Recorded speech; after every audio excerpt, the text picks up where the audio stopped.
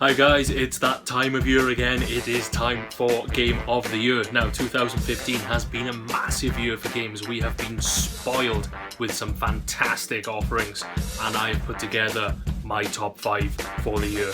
And we're going to start in the most natural place. That's with number 5.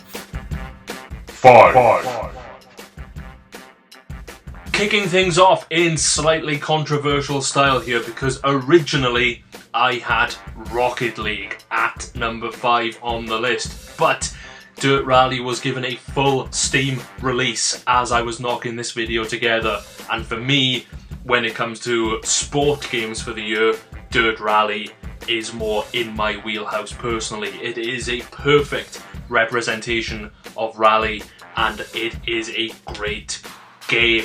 This is Codemasters finally back to their best. There were a couple of little missteps with Dirt 2 and Dirt 3, but here they've gone back to their roots and they've gone back to the Colin McRae rally days, and they've created something that is perfect. They've used the early access system available to them on Steam, and they've used it to their advantage because they have taken feedback from the fans, directly from the people who wanted this hardcore rally experience, and they have knocked together a fantastic game. You've got the glorious combination of excellent graphics, a fantastic sound package, and most importantly, accurate, realistic gameplay. It is easily our number 5 for Game of the Year.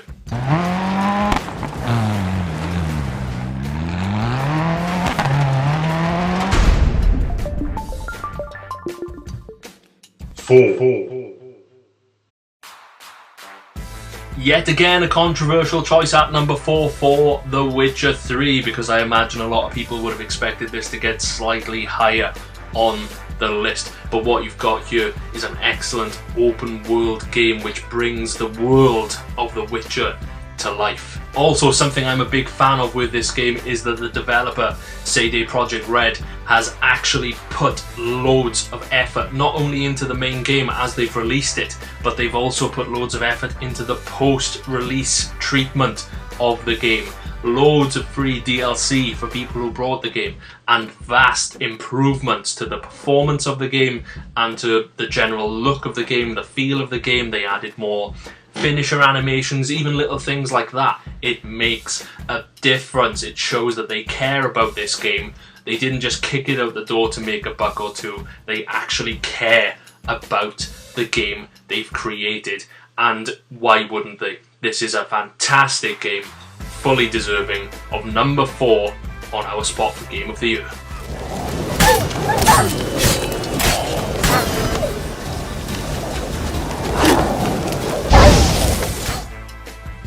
3. If you are a PC gamer, you will not understand why Batman Arkham Knight is on my list, especially at number 3, because the game was completely broken on that platform. But luckily for me and millions of other people, I played it on PlayStation 4, where it looked, sounded and performed brilliantly. A fantastic looking game. I'm a massive fan of Batman myself, probably why the game is ranked so highly on this list. I love the fact that they brought Gotham City to life. They threw the Batmobile in there. A lot of people didn't like the Batmobile. They thought it was overused, and yes, it was put into a couple of areas where maybe it shouldn't have been, but for me, that lifelong dream of being able to drive the Batmobile through Gotham City, it was brilliantly realised by Rocksteady, and you've got what is pretty much a perfect Batman experience on your hands here. An excellent game, and fully deserving of number 3 on our list for Game of the Year.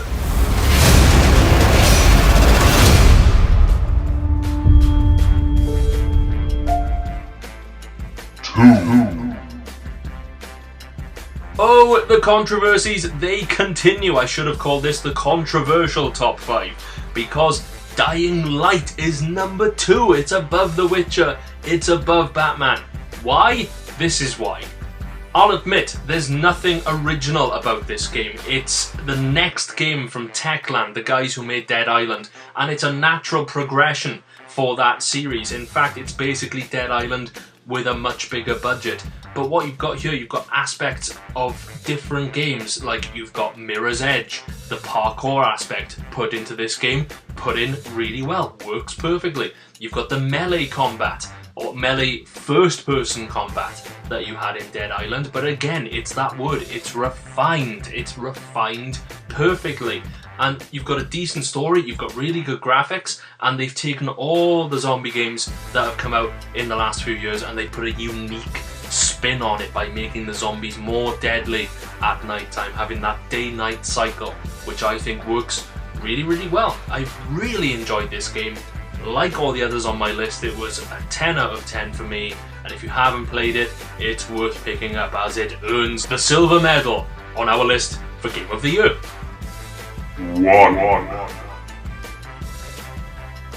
So, any of you guys who are questioning the previous 4 games on the list, I imagine if you have played Bloodborne, there will be no question marks about its placement as number 1, our Game of the Year for 2015. When I think back to my time with Bloodborne, I think of one word: consumed. I was absolutely consumed by this game, by the universe. I started playing it the day it came out and I didn't stop until it was finished. Not a continuous playthrough, that would have been insanity, but I played it straight for about a month until I finished it, and I loved every single second of it. It's such an oppressive world to be in, it's a harsh world to play in, but it rewards you with the time that you put into it. You've got a faster paced, more fluid combat system than what we've seen in the Dark Souls games, and you've got refined gameplay from that series also. The combat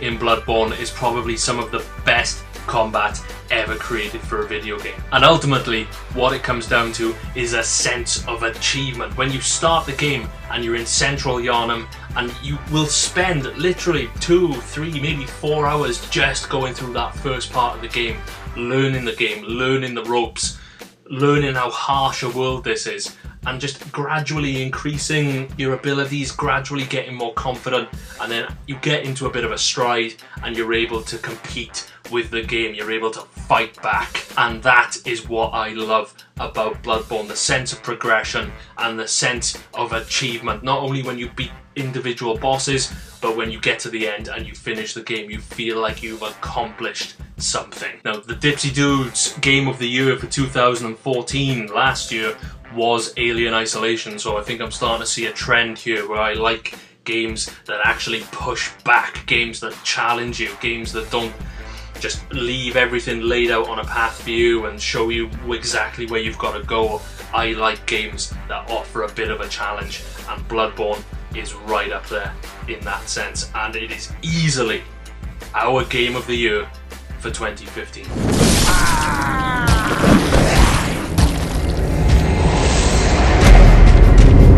So there we have it, guys. Bloodborne is Game of the Year for 2015 for me. But I've got to say, there are some honourable mentions that I've got to talk about. There have been some massive games this year.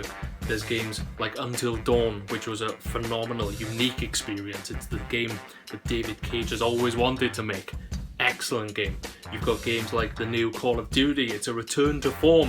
They improved so much over Advanced Warfare. A return to form for Call of Duty. You've got games like Fallout 4. Again, a massive improvement over Fallout 3. Just couldn't quite squeeze in there. Metal Gear Solid 5. I said I had Rocket League on the list. It actually was number 5 on the list, but Dirt Rally just snuck in there and took it. Rise of the Tomb Raider, Halo 5, Rainbow Six Siege, Just Cause 3. There's been some great games this year, but I'm happy with my top 5. They are the 5 I consider to be 10 out of 10. In 2016, we've got some more massive games coming. Hopefully I can knock up more reviews for them. So like the video, subscribe to the channel, and I will catch you next time.